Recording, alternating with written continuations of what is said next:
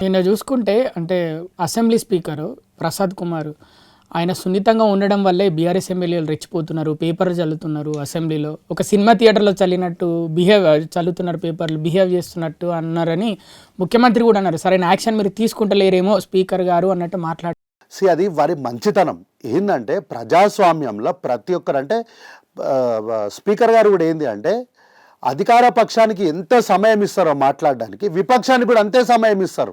నిజంగా నాకు అవకాశం దొరకలేదు, కానీ అవకాశం దొరికితే నిజంగా ఈ విషయము వారి దృష్టికి తీసుకెళ్లాలని నాకు ఒక కోరిక ఉంది. ఏంటంటే హరీష్ రావు గారికి కానీ కల్వకుంట్ల తారక రామారావు కానీ ఇన్నిన్ని నిమిషాలు ఇన్నిన్ని గంటలు వీరికి సమయం ఎందుకు ఇస్తారు అని అవకాశం వస్తే అడగాలని నాకు కూడా ఉంది. ఎందుకంటే వారు ఎవరు? శాసనసభలో సభ్యులు, అంతే. 119 శాసనసభ్యుల్లో వారొక శాసనసభ్యులు. ఇప్పుడు తుంగతుర్తి ఎమ్మెల్యే శాసనసభ్యులు మందల శామ్యుల్ గారు ఉన్నారు, మొదటిసారి ఎమ్మెల్యే. వారి పేరు ఎందుకు తీసుకుంటే మొదటిసారి ఎమ్మెల్యే వారు. అట్లాగే దేవరకద్ర శాసనసభ్యులు మౌసన్ రెడ్డి గారు ఉన్నారు, ఫస్ట్ టైం ఎమ్మెల్యే. ఇట్లా ఫస్ట్ టైం ఎమ్మెల్యేస్ ఎట్లయితే వచ్చినారో వారిలాగానే మీరు కూడా ఎమ్మెల్యే, అంతే. అట్లాగే ఒక రకంగా లేదు అనుకుంటే సీనియర్ శాసనసభ్యులు ఇప్పుడు ఉత్తమ్ పద్మావతి రెడ్డి గారు ఉన్నారు, సీనియర్ శాసనసభ్యులు. వారిలాగా మీరు ఒక శాసనసభ్యులు, అంతే. అట్లా అంటే మరి వీళ్ళకి ఎంత సమయం ఇస్తారో వాళ్ళకు కూడా అంతే సమయం ఇవ్వాలి. మీరు అట్లా ఇస్తలేరు అంటే ఇది భావ్యం కాదు. కానీ మీ మంచితనం అది. ఏంటి అంటే ప్రతిపక్షాల గొంతు నొక్కకూడదు. ప్రజాస్వామ్యంలో ఈ రాష్ట్రం ముందుకెళ్ళాలి, ప్రగతిపదం వైపు నడవాలి అంటే అధికార పార్టీతో పాటు ప్రతిపక్షం కూడా మాట్లాడితేనే, చర్చ జరిగితేనే ఈ రాష్ట్రానికి మంచి జరుగుతుందని నమ్మిన స్పీకర్గా, శాసన సభాపతిగా, అందరి సభ్యుల హక్కుల్ని కాపాడే పెద్దన్నగా వారి యొక్క పెద్దన్న పాత్ర వారు పోషిస్తున్నారు. కాబట్టి లీడర్ ఆఫ్ అపోజిషన్ వస్తే ముఖ్యమంత్రికి సమానంగా టైం ఇవ్వాలి. కానీ అట్లా కాదు కదా, మీకు సమయం ఇస్తున్నారు కదా.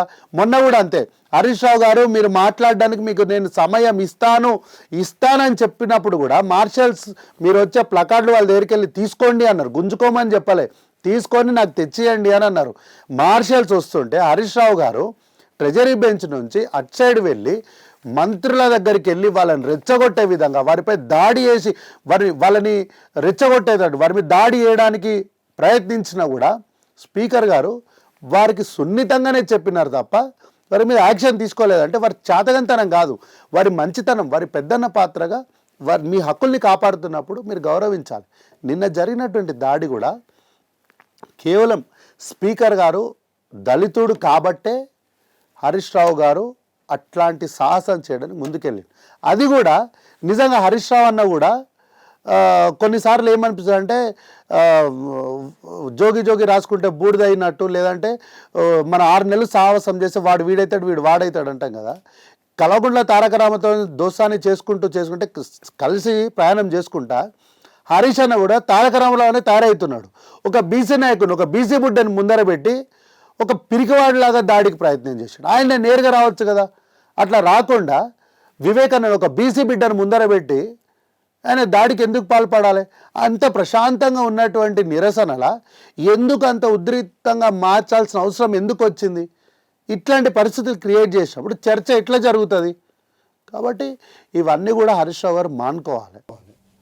ఇటు మీ కాంగ్రెస్ ఎమ్మెల్యేలు కూడా చెప్పులు చూపించారు బీఆర్ఎస్ ఎమ్మెల్యేలకు, అందుకే ఇంత రగడ చేసినామని వాళ్ళంటూ. సరిగో ఇది ఏంటంటే హరీష్ రావు గారు ఈ డ్రామాలు ఆపాలి. గతంలో కూడా తెలంగాణ రాష్ట్రము ఆలస్యం కావడానికి కూడా ఇట్లాంటి వ్యాఖ్యలు, ఇట్లాంటి చేష్టలే.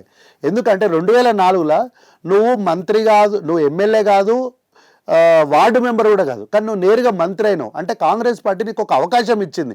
మంత్రి ఇచ్చి 6 నెలలకు గెలిచి రమ్మని అవకాశం ఇచ్చింది.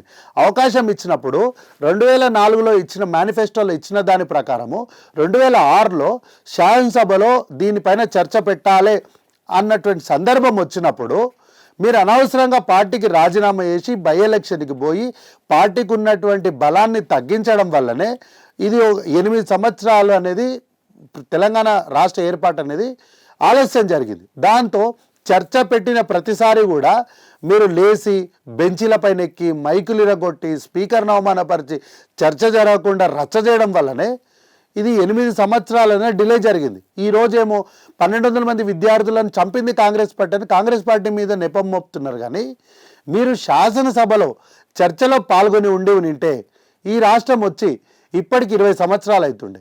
రాకపోవడానికి కారణం కూడా మీరే. పరోక్షంగా రాష్ట్రం రాకపోవడానికి లేట్ అయింది హరీష్ రావేనా కారణం? పర్లేదు, ప్రత్యక్షంగానే వారి కారణం. ఎందుకంటే ఏ బిల్ అయినా సరే ప్రజాస్వామ్య దేశంలో అది ఆచరణ రూపం రావాలి అంటే చర్చ జరగాలి. చర్చ జరిగితేనే ఆ బిల్లుకు ఒక రూపం వస్తుంది, మార్పులు చేర్పులు ఉంటాయి, దాని తర్వాత అది బిల్లుగా చట్టంగా మారుతుంది.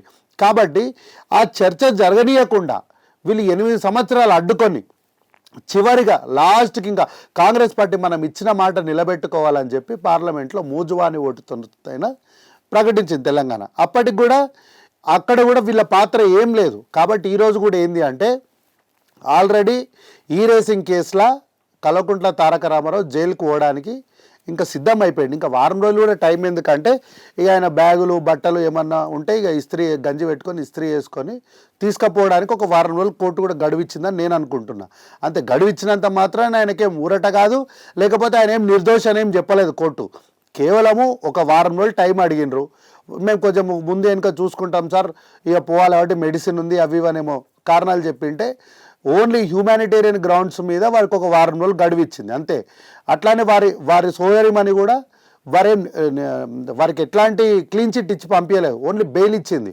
బెయిల్ మీకే కాదు ఎవరికైనా వస్తుంది బెయిల్, ఏం చేయకపోయినా కూడా బెయిల్ వస్తుంది. కాబట్టి వీళ్ళు ఖచ్చితంగా జైల్లో శిక్ష అనుభవించాల్సిందే. కాబట్టి ఓఆర్ఆర్ కేసు కూడా దెబ్బ మీద దెబ్బ పడుతుంది అని చెప్పి భయంతో వీళ్ళు నిన్న శాసనసభలో చర్చ పెట్టమని చెప్పేది వాళ్ళే, సరే పెడతామని ప్రభుత్వం ముందుకు వస్తే ఆ చర్చ జరగకుండా రచ్చ చేసేది వీళ్ళే. కాబట్టి ఇట్లాంటి డ్రామాలు బీఆర్ఎస్ పార్టీ బంద్ చేస్తే మంచిది.